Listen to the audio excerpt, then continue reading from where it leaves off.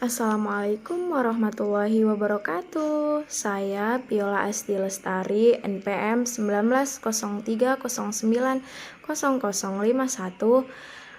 kelas 7B sore Kesejahteraan Sosial, Fakultas Ilmu Sosial dan Ilmu Politik. Di sini saya akan memaparkan tentang perkuliahan kami untuk mata kuliah pendidikan luar sekolah dan pemberdayaan masyarakat telah berlangsung selama 7 kali. Berikut saya akan memberi catatan khusus untuk setiap bahan pembelajaran yang telah kami terima. Intisari perkuliahan pertama tentang pendidikan dan masyarakat, siklus belajar individu di masyarakat. Secara singkat, pendidikan merupakan produk dari masyarakat karena apabila kita sadari arti pendidikan sebagai proses transmisi pengetahuan, sikap, kepercayaan, keterampilan, dan aspek-aspek kelakuan lainnya kepada generasi muda, maka seluruh upaya tersebut sudah dilakukan sepenuhnya oleh kekuatan-kekuatan masyarakat. Intisari perkuliahan kedua tentang fungsi-fungsi sekolah. Dalam konteks sosial, pada kenyataan sekolah mempunyai beberapa fungsi, yaitu yang pertama ialah sekolah mempersiapkan seseorang untuk mendapatkan suatu pekerjaan.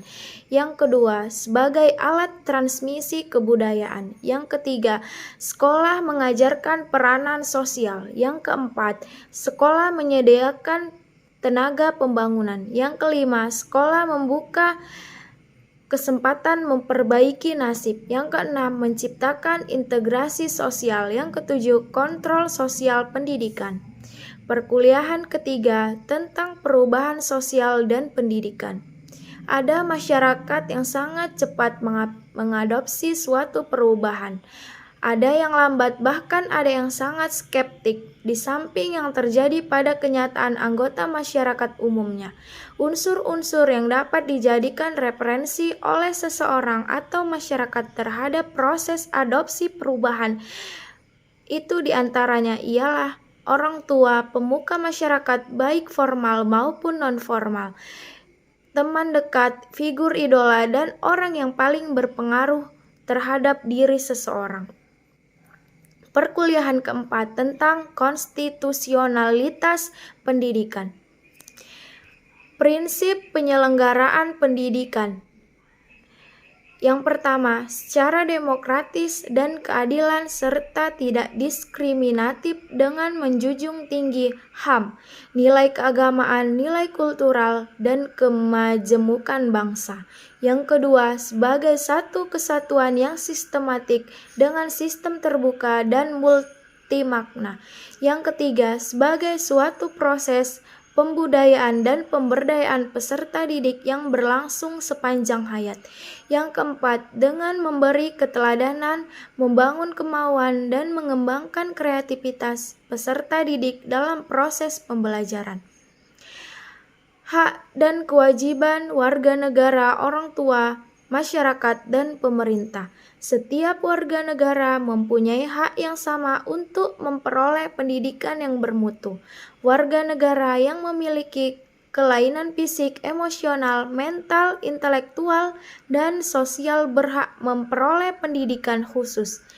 Warga negara di daerah terpencil atau terbelakang serta masyarakat adat yang terpencil berhak memperoleh pendidikan layanan khusus. Perkuliahan kelima tentang fungsi pendidikan. Fungsi nyata atau manifest pendidikan yang pertama, mempersiapkan anggota masyarakat untuk mencari nafkah. Yang kedua, mengembangkan bakat perseorangan demi kepuasan pribadi dan bagi kepentingan masyarakat. Yang ketiga, melestarikan kebudayaan. Yang keempat, menanamkan keterampilan yang perlu bagi partisipasi dalam demokratis. Perkuliahan keenam tentang pendidikan nilai. Pendidikan nilai mencakup berbagai topik yang berkaitan dengan kewarganegaraan dan etika, antara lain yaitu yang pertama, empati, dengan menempatkan diri kita pada posisi orang lain baik secara kognitif maupun emosional. Kita meningkatkan kemampuan kita untuk menyelesaikan konflik dan memahami pendapatan orang lain. Yang kedua, kesempatan yang sama. Prinsip bahwa kita semua sama adalah salah satu pilar demokrasi dan lebih dari itu menumbuhkan inklusi sosial dan kehidupan masyarakat. Yang ketiga, menghargai lingkungan. Pendidikan nilai membuat kita sadar akan konsekuensi dari tindakan kita di planet ini dan menanamkan dalam diri kita rasa hormat terhadap alam. Untuk pembelajaran ini saya telah membuat video dan sudah saya upload ke YouTube. Pertemuan keempat saya upload pada Jumat 5 November 2021. Pertemuan kelima saya upload pada Jumat 12 November 2021. Sesuai materi perkuliahan ini, saya menilai soal-soal UTS yang tepat untuk saya ajukan. Yang pertama ialah apakah masalah dan tantangan pendidikan non-formal. Yang kedua, mengapa pendidikan sekolah sebagai residu. Yang ketiga, apa peran pekerjaan sosial terhadap pendidikan luar sekolah saat ini. Yang keempat, mengapa pendidikan masih perlu menyelenggarakan pendidikan luar sekolah. Yang kelima, apa saja program pendidikan luar sekolah terhadap masyarakat berpendidikan rendah.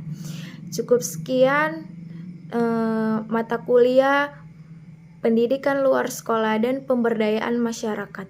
Cukup sekian dan terima kasih. Assalamualaikum warahmatullahi wabarakatuh.